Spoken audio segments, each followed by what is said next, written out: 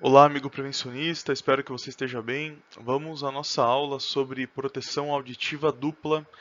Então, nessa aula, nós vamos falar sobre o uso simultâneo do protetor tipo abafador e do protetor tipo plug. Vamos entender o que nós temos na nossa legislação e outras referências também sobre essa situação, o uso de proteção dupla. Essa aula faz parte do curso Avaliação e Controle do Ruído Ocupacional e eu sou o professor Luiz Silva, estarei com vocês nessa aula. Então, proteção auditiva dupla, uso de protetor tipo inserção mais o abafador. Então, vamos começar essa aula, pessoal, verificando aqui que não existe nenhuma recomendação na legislação brasileira sobre a alteração da atenuação durante o uso de protetor auditivo simultaneamente, que seria o uso simultâneo do abafador mais o plug de inserção. Então, na nossa legislação, a gente não tem, pessoal, nenhuma norma regulamentadora, né? É, uma metodologia que mostre, né, para quanto vai a atenuação desse protetor auditivo ou desses protetores se você utilizar simultaneamente. Então isso tem que ficar muito claro, pessoal. É algo que, como não tem uma regulamentação, é algo que a gente não pode aplicar, por exemplo, em laudos de insalubridade, em LTCAT, o laudo técnico das condições ambientais do trabalho ali para a legislação previdenciária.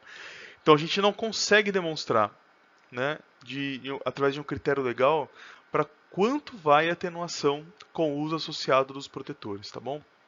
Então isso tem que ficar muito claro. Quando ele é feito considerando um critério ali prevencionista, né? Não há requisito na legislação e não há metodologia também para a gente somar ali a atenuação de cada protetor, né? Então, assim, um protetor que atenua 15 e o outro também, não vai dar 30, tá bom? A gente não soma a atenuação desses dois protetores. Então não existe nada na nossa legislação com relação a isso, né? Mas existem situações na qual o trabalhador tem uma superexposição ao ruído.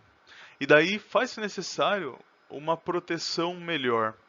E daí surgiu essa questão aí da dupla proteção. Então vamos verificar aqui, pessoal, algumas referências, né? Então eu trouxe referências da NIOSH dos Estados Unidos para que a gente possa avaliar na aula de hoje. Então a NIOSH diz: quando a exposição ao nível de ruído ponderado pelo tempo de um trabalhador exceda 100 dB, então quando o nível de exposição em uma jornada completa ali, né, ela ultrapassa 100 decibéis, devem ser usados protetores tipo abafador e plugs de inserção. Então é uma recomendação da NIOSH. Então ultrapassou 100 decibéis, é uma superexposição, você pode fazer o uso desses dois equipamentos. Mas é importante notar que o uso dessa proteção dupla adicionará apenas 5 a 10 decibéis de atenuação. Então ela não crava aqui nesse primeiro momento quanto você vai adicionar, mas ela diz que essa dupla proteção poderá adicionar de 5 a 10 decibéis no valor da atenuação do protetor auditivo de maior nível de atenuação. A gente vai ver um pouquinho mais sobre isso, mas não é um valor fechado aqui, ele varia de 5 a 10 decibéis. Obviamente, 5 decibéis acaba sendo o valor utilizado, né? Porque é o mais é o menor, é o mais seguro, né? NIOSH também adverte que mesmo a dupla proteção é inadequada quando as exposições ao ruído médio ponderada em 8 horas excedem 105 decibéis. Então a gente vai aplicar aí esse conceito na NIOSH, né? Quando eu tenho mais de 100 decibéis, ruído em nível de exposição média ponderada no tempo, então eu tenho um ruído considerando uma dose na jornada toda de trabalho, e daí a gente transforma essa dose em nível de exposição. Se for maior do que 100 decibéis, aí há uma recomendação técnica de que a gente utilize a dupla proteção, mas nunca acima de 105, né? Porque daí é uma exposição mais relevante ainda. E como nós já vimos, e nenhuma exposição pode estar acima de 115 decibéis, né? Muito bem, pessoal. Então, esses são os requisitos da NIOSH, mas vamos verificar um pouco mais sobre esses requisitos técnicos. Então, nós temos aqui um exemplo. Adicione 5 dB ao nível de atenuação de ruído do protetor auditivo de classificação mais alta em NRE. Então, é isso que a gente encontra, né, na recomendação técnica do NIOSH.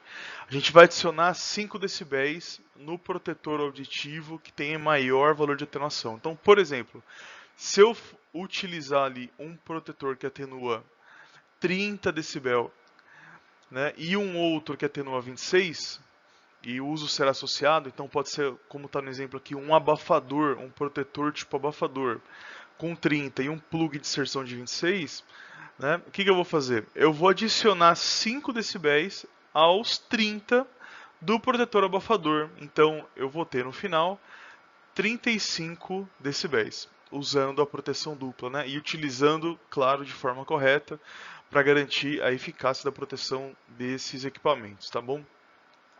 Então, essa é a recomendação do NIOSH, pessoal. Você vai adicionar 5 decibéis ao equipamento que tem o maior valor de atenuação. Mas veja que aqui ele está tratando esse nível de pressão sonora em NRR, em nível de redução de ruído. Ele está tratando o valor da atenuação do protetor em NRR. NRR, pessoal, ele é dado, né, para os protetores auditivos que foram testados em laboratório. Então, o nível de redução do ruído, o nível de atenuação foi dado em laboratório. É diferente do NRR-SF que a gente utiliza aqui no Brasil. Nível de redução de ruído, subject fit. Os testes foram diferentes para chegar no valor da atenuação do protetor auditivo. Então, em NRR, são testes em laboratório. O NRR-SF são testes em laboratório também, mas com pessoas, né? Então, para testar um protetor auditivo tipo plug, por exemplo, de plug de inserção, são necessários, de acordo com a norma técnica que trata sobre esse teste, para chegar no valor da atenuação do protetor auditivo, são necessárias 20 pessoas não treinadas e pessoas inadvertidas que vão somente ler a informação que tem no rótulo, na embalagem do protetor, e daí eles vão ser submetidos ao teste de atenuação. Para um protetor abafador, são necessários ali 10 pessoas para fazer esse mesmo procedimento. E essas pessoas têm um limite de participação nesse teste também. Depois elas ficam impedidas, né? Porque elas estão participando muito, elas vão, né, acabar ali aprendendo, né, muito bem ali a forma de utilizar. Então, esse teste é mais voltado para a prática do dia a dia. O trabalhador vai receber uma simples instrução lendo o rótulo, lendo a embalagem desse protetor auditivo, vestindo ele e daí se submetendo ao teste, né? Então, essa metodologia dos Estados Unidos, pessoal, ela trata em NRR. Você vai somar 5 dB em NRR. Nós utilizamos aqui NRR-SF, né? Então, tem um problema no uso dessa metodologia aqui do NIOSH.